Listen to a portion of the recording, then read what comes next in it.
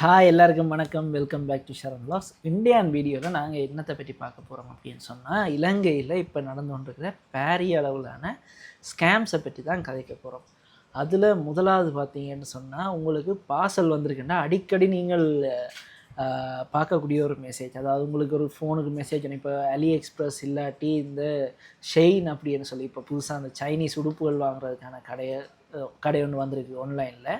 இப்போ அதுகள் மூலமாகலாம் நீங்கள் ஆர்டர் பண்ணுறீங்க அப்படின்னா, இப்போ உங்களுக்கு கொழும்புக்கு பார்சல் வந்த உடனே என்ன நடக்குதுன்னா, உங்களுக்கு இப்படி ஒரு பார்சல் கொழும்புக்கு வந்திருக்கு, அதை எடுக்கணும்னு சொன்னால் நீங்கள் அட்ரஸ் பிழையாக போட்டிருக்கிறீங்க, இந்த லிங்க்குள்ளால் போய் அட்ரஸை சரி செய்யுங்க அப்படின்னு சொல்லி உங்களுக்கு ஒரு மெசேஜ் தரும். அப்போ நீங்களே என்ன செய்வீங்கள்டா, உடனே ஓகே நான் ஆர்டர் பண்ணான்னு அது எனக்கு கொழும்புக்கு வந்துட்டேன்டும் மெசேஜ் வந்திருக்கு, அப்போ அது உண்மையாக தான் இருக்கும் என்று நீங்களும் நம்பிடுவீங்க. நம்பிட்டு உடனே என்ன செய்வீங்க, உள்ளே அந்த லிங்கை கிளிக் பண்ணி உள்ளே போய் பார்ப்பீங்க. அப்படி நீங்கள் போய் பார்த்தீங்கன்னா அங்கே என்ன இருக்குமெண்டா, இது இலங்கை தபால் திணைக்களத்தின் நீங்கள் இவ்வளோ காசு கட்டணும், உங்களோட கார்டு டீட்டெயில்ஸை போடணும் பேர். அப்போ தான் நீங்கள் ஒரு சில பேர் ரியலைஸ் பண்ணலாம், ஓகே இப்படி நாங்கள் உள்ளே வந்தோடனே ஏன் தபால் திணைக்களம் எங்கள்கிட்ட கார்ட் பேமெண்ட் பண்ண சொல்லி கேட்குதுன்னு சொல்லி, இந்த வளமையாகவே ஒரு ரிசீட் கொடுத்துட்டு தான் பே பண்ண சொல்லுவினோம். நீங்கள் ஏதாவது குரியர் போட்டாலோ என்னவோ ஒரு ரிசீட் உங்கள்கிட்ட தந்துட்டு தான் அதுக்கான பேமெண்ட் டீட்டெயில்ஸ் வந்து சொல்லுவினோம். இல்லை கஸ்டம்ஸில் இருந்து உங்களுக்கு கால் வந்தாலும் பரவாயில்ல, ஆனால் இப்படி ஒரு மெசேஜ் வருதுன்னா நம்பாதீங்கன்னா, அப்படி ஒரு ப்ரொசீஜரே இருக்காது. ஆன்லைனில் உடனே உங்களை தபால் திணைக்களம் பே பண்ணுங்கன்னு சொல்லி வராது. நீங்கள் டிரெக்டாக போய் அவைகிட்ட ரிசீப்ட் வாங்கினா பிறகு தான் பே பண்ணுற மாதிரி இருக்கும். அதால் இதை தவிர்த்து கொள்ளுங்கள். நீங்கள் தப்பி தவறி கார்டு டீட்டெயில்ஸ் கொடுத்தீங்கன்னா கார்டில் இருக்கிற காசெல்லாம் எடுத்துக்கொண்டு போயிடுவாங்க. இப்போ அடுத்தது பார்த்தீங்கன்னா இன்னொன்று, இந்த ஆன்லைனில் நான் உங்களுக்கு ஆஃபர் தரேன், அதில் ஜாயின் பண்ணுங்கள், இப்படி எம்எல்எம் ஸ்கீம் மாதிரியான ஸ்கேமில் நீங்கள் வந்து கிரிப்டோவில் இன்வெஸ்ட் பண்ணுங்கள், அதுக்கு பிறகு இன்னொரு ஆளை சேருங்க, உங்களுக்கு காசு கூட. இது முதல் R2F என்ற மாதிரி நிறைய எல்லாம் இருந்தது. இப்போ அந்த மாதிரியான ஸ்கேம்கள் சிலது வந்து போகும்.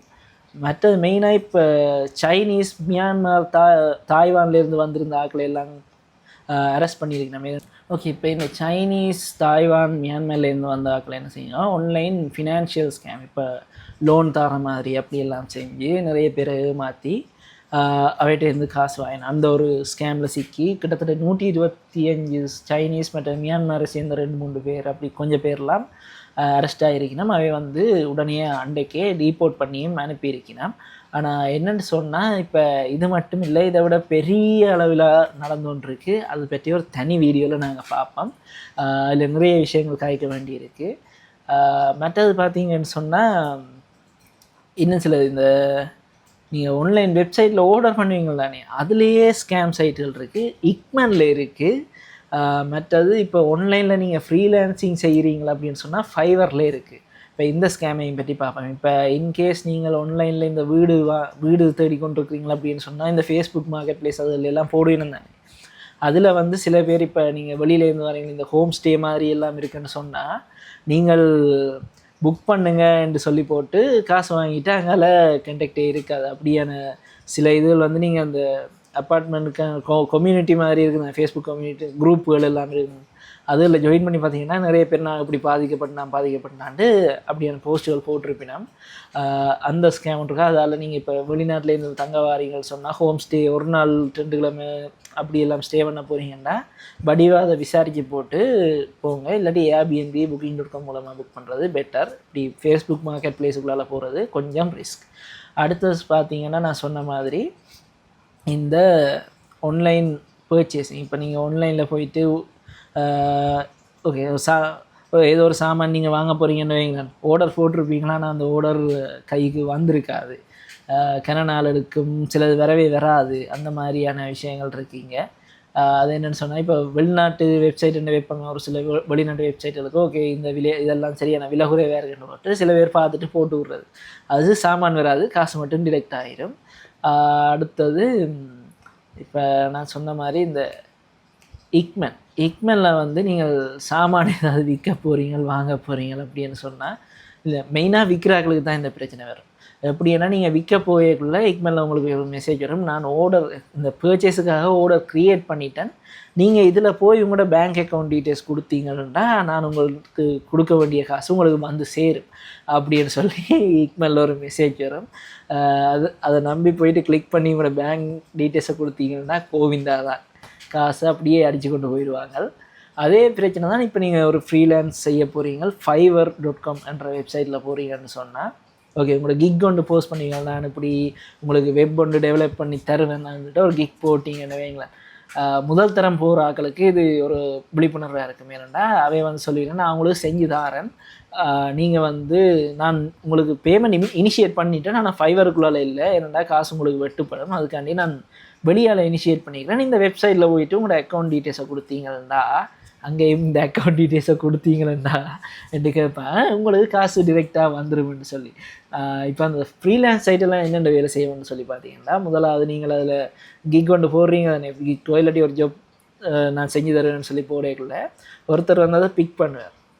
பிக் பண்ண பிறகு அந்த வேலை ஸ்டார்ட் பண்ணிக்குள்ளே அவர்கிட்ட பேமெண்ட் இனிஷியலைஸ் ஆகும். அந்த வெப்சைட்டுக்கு உள்ளால் சில பேர் வந்து மைல்ஸ்டோனாக ரிலீஸ் பண்ணிடுவாங்க. இப்போ உதாரணத்துக்கு ஒரு வெப்சைட் டெவலப் பண்ணுறீங்கன்னா 10 பேஜ் இருக்குண்டா ஒரு 2 பேஜ் முடிய ஒரு பேமெண்ட், 5 பேஜ் முடிய ஒரு பேமெண்ட், அந்த மாதிரி மைல்ஸ்டோனாக கொஞ்சம் கொஞ்சமாக அந்த ஒர்க் நடக்க ரிலீஸ் பண்ணிவிடும்.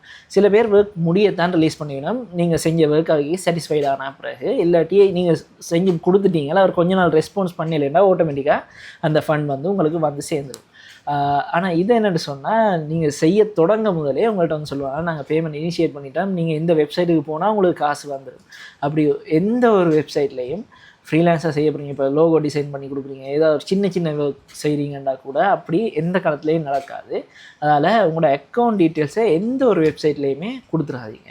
முக்கியமாக இந்த கார்டு டீட்டெயில்ஸ், சில வெப்சைட் நீங்கள் பர்ச்சேஸ் பண்ணிக்குள்ளேயே அது சரியாக, இப்போ ஏன்னா நிறைய ஆன்லைன் வெப்சைட் வந்துட்டு, நீங்கள் இப்போ உதாரணத்துக்கு ஒரு நல்ல ட்ரெண்டிங்கான உடுப்பை போட்டால் ஓகே இந்த வெப்சைட்டில் வாங்கலாம்னு நீங்கள் போயிடுவீங்க. ஆனால் அந்த வெப்சைட் நல்லமா கூடாதான்றது கடைசி வரைக்கும் தெரியாது. இப்போ நம்பிக்கையான வெப்சைட்டுகளை பாருங்கள், மற்ற ட்ரஸ்ட் பைலட்னு ஒன்று இருக்குது, அதில் போய் அந்த வெப்சைட்டு யூஆர்எல்ல கொடுத்தீங்கன்னா அது உண்மையாக ஃபேக்காக, அதில் ஏதாவது ஏற்கனவே ஸ்கேம் நடந்திருக்கா, இல்லாட்டி யாராவது ரிப்போர்ட் பண்ணியிருக்கணுமா, அந்த மாதிரி விஷயங்கள் நீங்கள் செக் பண்ணி கொள்ளலாம். இப்போ இதில் வந்து நான் இந்த வீடியோவில் இப்போ ஒரு கொஞ்சம் ஸ்கேம்களை பற்றி சொல்லியிருக்கிறேன் தானே, இப்போ இதை விட நிறைய இருக்குது. அதுலேயும் அந்த குறிப்பாக சொன்ன அந்த ஃபினான்ஷியல் ஃப்ராட், அது வந்து வெளிநாட்டுக்காரராக, அதாவது சைனா மட்டும் இல்லை வேறு நாடுகளாலேயும் இலங்கையில் பாரிய அளவில் நடந்து கொண்டிருக்கு. இப்போ சைனாக்காரர் வந்து இந்த அரெஸ்டாக இருக்கணும் தானே, இது முதல் தரம் இல்லை, இது வரைக்கும் ஒரு 4-5 தரம் இதே மாதிரி அரெஸ்ட் நடந்திருக்கு.